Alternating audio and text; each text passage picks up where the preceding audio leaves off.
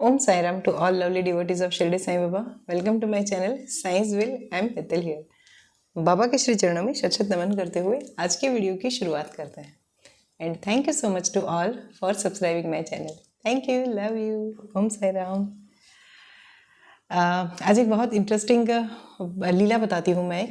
एक भक्त के बारे में है और she is a single parent. तो उनकी लाइफ में बाबा ने किस तरह से उनकी जो विश थी वो किस तरह से फुलफिल की किसी थर्ड पर्सन के थ्रू, वो लीला है. और बहुत ही ज़्यादा इंटरेस्टिंग. और जब अपना पूरा फेथ होता है बाबा के ऊपर, जब हमारा सच्चा डिवोशन होता है, तो बाबा किस तरह से प्लानिंग करते हैं, राइट, उसके बारे में है. तो बहुत इंटरेस्टिंग है, आप सुनिए, आपको भी बहुत ही अच्छी लगेगी. और खुद को ब्लेस्ड फील कीजिए. क्यों? क्योंकि जब हमें इस तरह से कोई लीला सुनने को मिलती है ना, चाहे कहीं से भी, तो हर बार बाबा हमारी लाइफ में कुछ ना कुछ चीज़ों को इनपुट करते हैं, राइट. कुछ ना कुछ चीज़ें हमें सिखाना चाहते हैं ये सारी लीला से, चाहे किसी की भी हो. ओके. तो हमेशा एक्नॉलेज करना है जब भी आपके पास कोई भी भक्त की कोई भी लीला है या फिर किसी की भी कोई पर्टिकुलर लीला आती है, तो ऑलवेज उसको एक्नॉलेज करें और उसको क्लेम करें. जस्ट राइटिंग ओम साई राम, है ना. चाहे कहीं भी आप नोट पेपर पे भी लिख सकते हो. मैं कभी ये नहीं बोलती कि कमेंट में लिखना है, ये करना है, वो करना है. कुछ नहीं, जो आपका मन है वो करो, ठीक है. बस अपने मन से, अपने अंतरात्मा से पूछो वो आपको क्या गाइड करती है, उस हिसाब से कीजिए, ठीक है. सो ये है कंक्लूजन. या फिर जब आप किसी भक्त की लीला सुनो तो हमें एज अ लिसनर हमें क्या करना है. जब हम श्रवण भक्ति करते हैं तो श्रवण भक्ति को हमें अपने अंदर किस तरह से उतारना है, इसका एक छोटा सा एग्जाम्पल या फिर उसके बारे में जो मैं समझती हूँ या फिर जो मेरा व्यू है वो मैंने आपके सामने रखा. तो चलिए आज ये स्टोरी शेयर करती हूँ मैं आपसे. ये 2006 की बात है.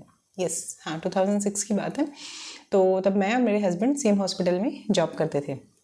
और मेरे हस्बैंड इनफैक्ट गवर्नमेंट में भी थे, तो वो शाम को वहाँ पे जाना या फिर रात को नाइट ड्यूटी वहाँ पे करते थे. डे में हम दोनों साथ में थे. ये सब कुछ हमारा मिक्सअप रूटीन था इन शॉर्ट दोनों का. तो उसमें मैं जिस हॉस्पिटल में थी, मतलब हम लोग जिस हॉस्पिटल में थे, वहाँ पे एक लड़की थी ऑफिस में.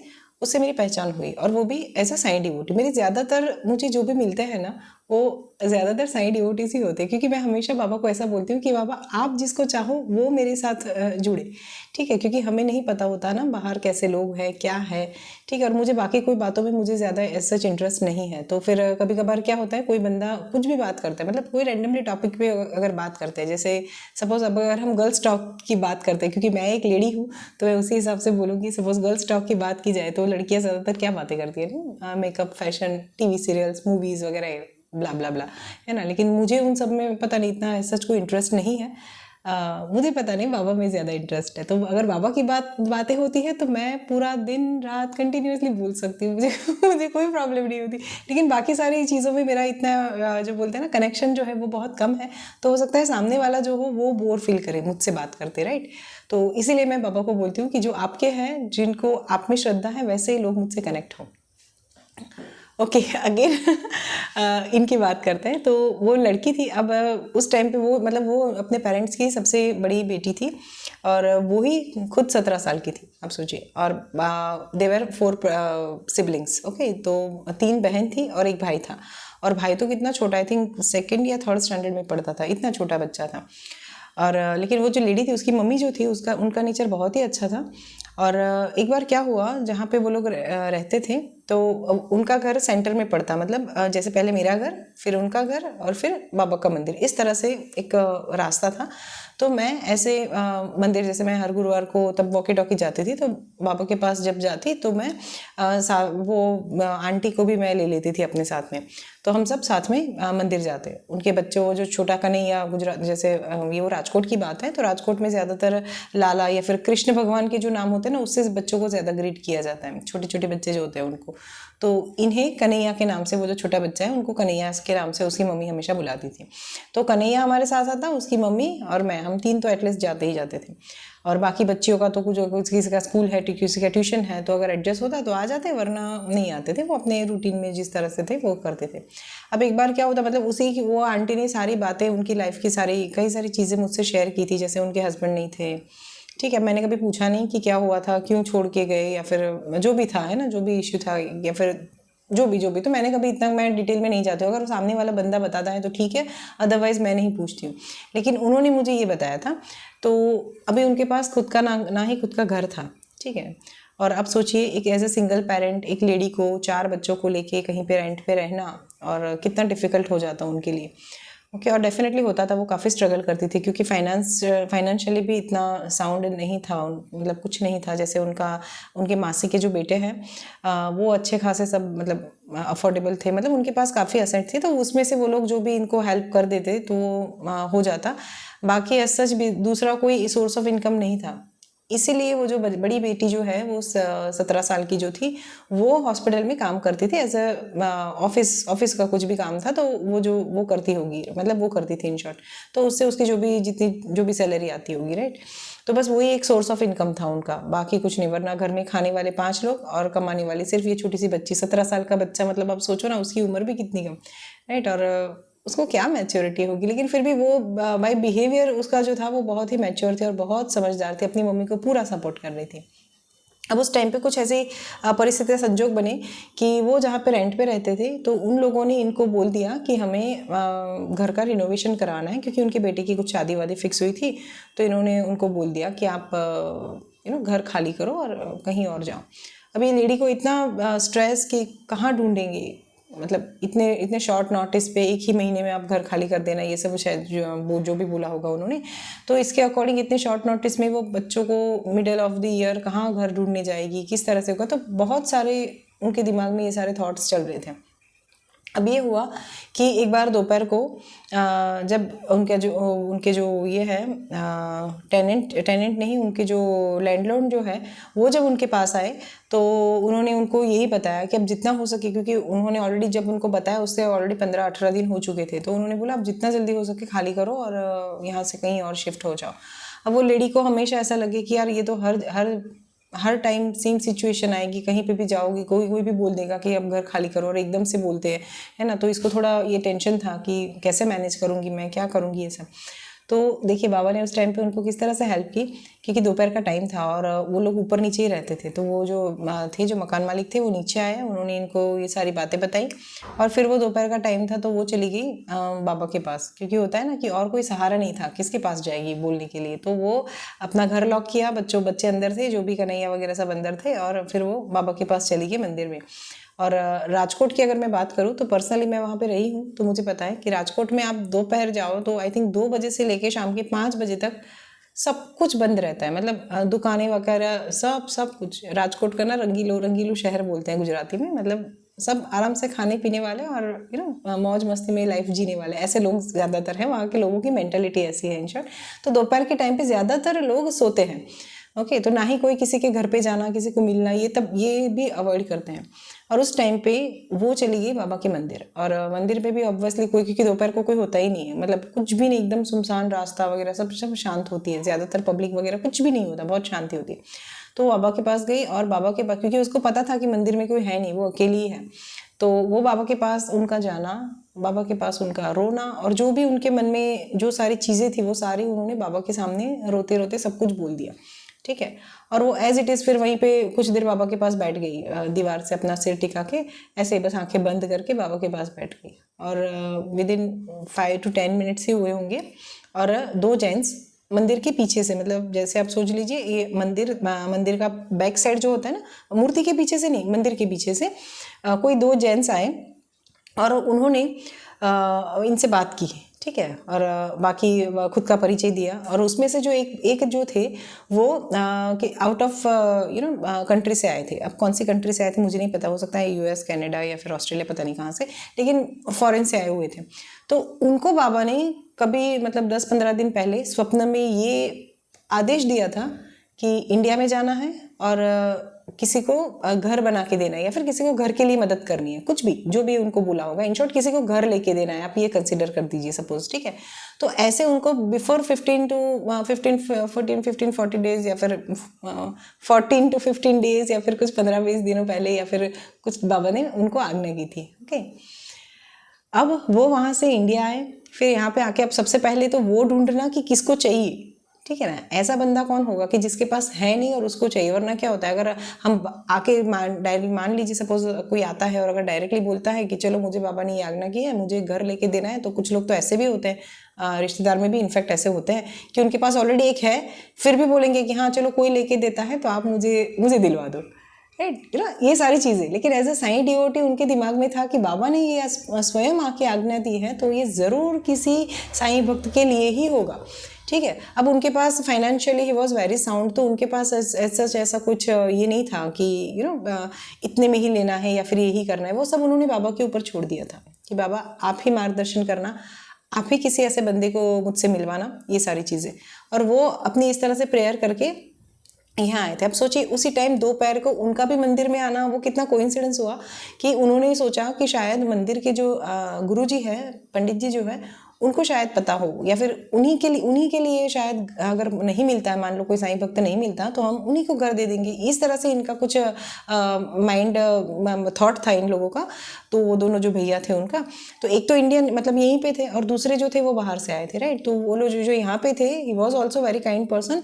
तभी उन्होंने ये सोचा ना कि चलो हम जो मंदिर है घर, मतलब सोसाइटी के पास में जो मंदिर है, उसी के पुजारी जी जो है उनको पूछ लेते हैं, क्योंकि उनका खुद का घर नहीं था, वो कहीं पे रेंट पे रह रहे थे। तो अगर कोई नहीं मिला तो फाइनली उनको घर लेके देंगे, क्योंकि वो 1 BHK में कुछ उनका घर था और उसी में वो रहते थे।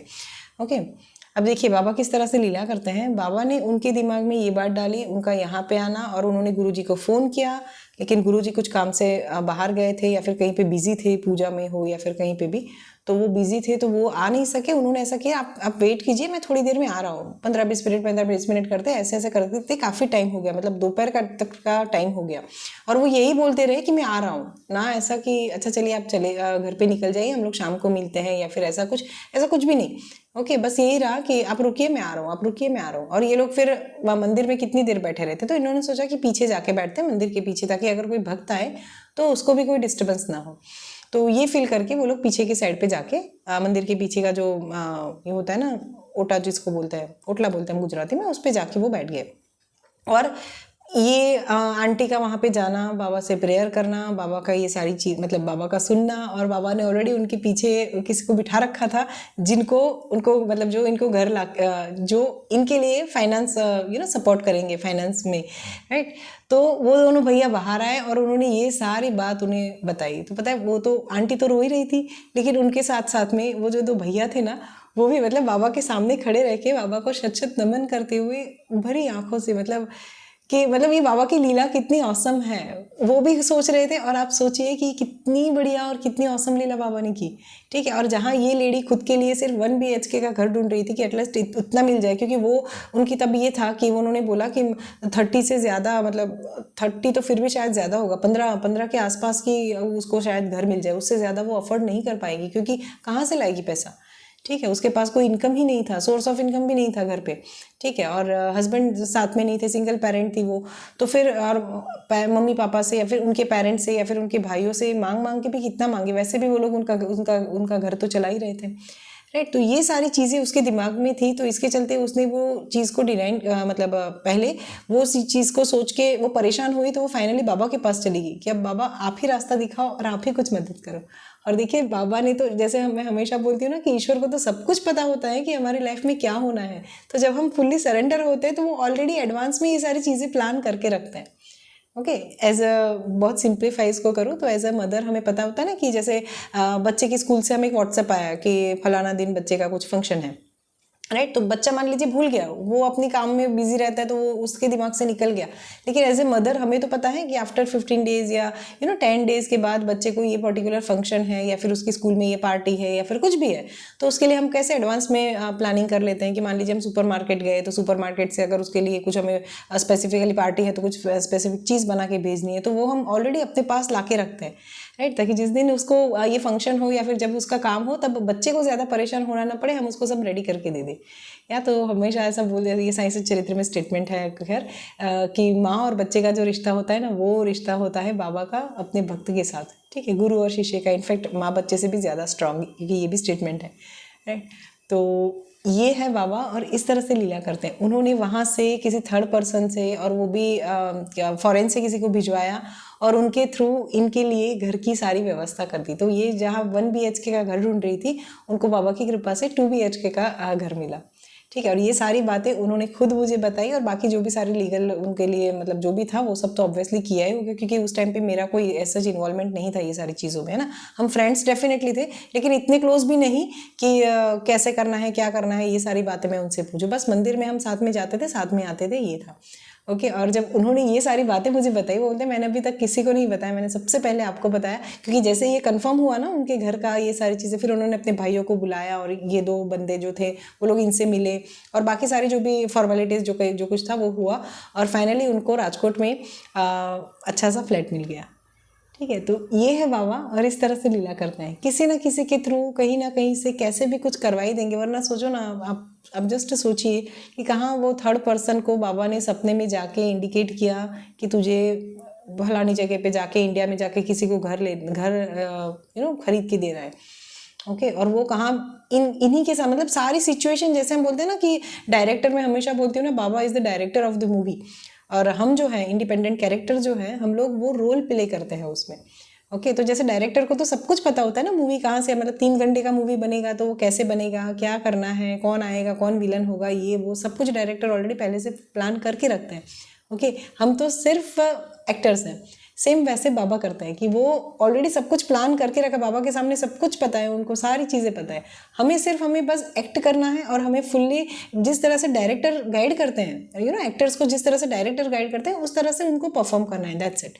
ठीक है, तो हमारा भी यही रहना चाहिए कि हमें भी खुद को बाबा की तरफ इतना सरेंडर करना चाहिए कि जिस तरह से वो हमें डायरेक्ट करते हैं, हमें उस तरह से हमारी लाइफ को जीना चाहिए, या फिर उस तरह से हमें अपने जीवन पथ पे आगे बढ़ना चाहिए, ताकि कहीं पे अगर कुछ ऑब्स्टिकल आने हो या फिर कुछ भी हो तो वो ऑटोमेटिक बोल दे कट, है ना, वहाँ से कट हुए थे, ये बस ये चीज़ में आगे नहीं जाओ, और जैसे ही वो कट बोले हम रुक जाते, मतलब एक्टर्स जैसे रुक जाते हैं वैसे हमें भी रुक जाना चाहिए। फिर हम उनका सेकंड जो ये आएगा उनकी तरफ से, जैसे डायरेक्टर जिस तरह से बोलते हैं वैसे ही हमारे मूवी के डायरेक्टर कौन, बाबा, तो जिस तरह से बाबा का हमें गाइडेंस मिलता है उस तरह से फिर हमें आगे बढ़ने का। या so this is the story of faith. और देखिए उनका फेथ बाबा में कितना था कि कहीं और नहीं जाऊंगी, किसी और से नहीं मांगूंगी, घर चलाने के लिए मुझे भाई से पैसे आते हैं, अब ज़्यादा अगर मांगा तो लोग क्या सोच, मतलब भाई एटलीस्ट जो भी थे, खैर सब अच्छे ही होते, लेकिन फिर भी कोई मदद कर करके आपको कितनी करेगा, तो जो बंदा मदद लेता है उसके दिमाग में भी ये थॉट था ना। Okay, and she is also kind person, तो उनके दिमाग में ये भावना है कि मैं कितना मांगूँ। ठीक है, अदरवाइज कोई और होता तो शायद ग्रीडी पर्सन होता तो बोल देता कि हाँ आप मुझे सब कर दो, लेकिन ये, और जब हम ऐसे होते हैं ना, हमारी भावना शुद्ध होती है, तभी और सिर्फ तभी ही भगवान हमारा हाथ पकड़ते हैं। सो ये है उनकी लीला, उनकी लाइफ में बनी इतनी औसम लीला। और उसके बाद तो हम लोग, क्योंकि मैं फिर शिरडी शिफ्ट हो गई, तो मैंने फिर हमारा कुछ कांटेक्ट इतना ज़्यादा रहा नहीं, क्योंकि जैसे मैंने बताया ना, क्योंकि और वो भी खैर शिफ्ट हो चुकी थी, क्योंकि वो एरिया से उनको कहीं और घर मिला, तो जहाँ कहीं भी उन्होंने घर लिया था तो वो वहाँ पर शिफ्ट हो गई। तो उसके बाद हमारा कुछ इतना इंटरेक्शन वगैरह कुछ नहीं हुआ। फ़ोन पर बात होती थी, लेकिन फिर जैसे होता है ना ग्रेजुअली फिर धीरे धीरे कम हो जाता है, वैसा हुआ। लेकिन ये उनकी लाइफ की बहुत ही बड़ी और बहुत ही औसम लीला है। हो सकता है बाबा करे और उनके पास ये लीला पहुँचे। अब तो मुझे उनके बारे में कुछ भी पता नहीं है, लेकिन अगर सर्च करेंगे तो कहीं ना कहीं से तो क्लू मिल ही जाएगा। ये so this is from my side today. मैं मिलती हूँ आपको अपने नेक्स्ट वीडियो में। तब तक खुद को बाबा के श्री चरणों में लगाए रखिए, ताकि जब आप विपत्ति में आने वाले हो या फिर आपके ऊपर कोई विपत्ति आने वाली होती है ना, तो बाबा पहले से एज अ डायरेक्टर वो सारी चीज़ें आपके लिए फॉर्म करें। Love you all. Om Sai Ram. Bye. Thank you.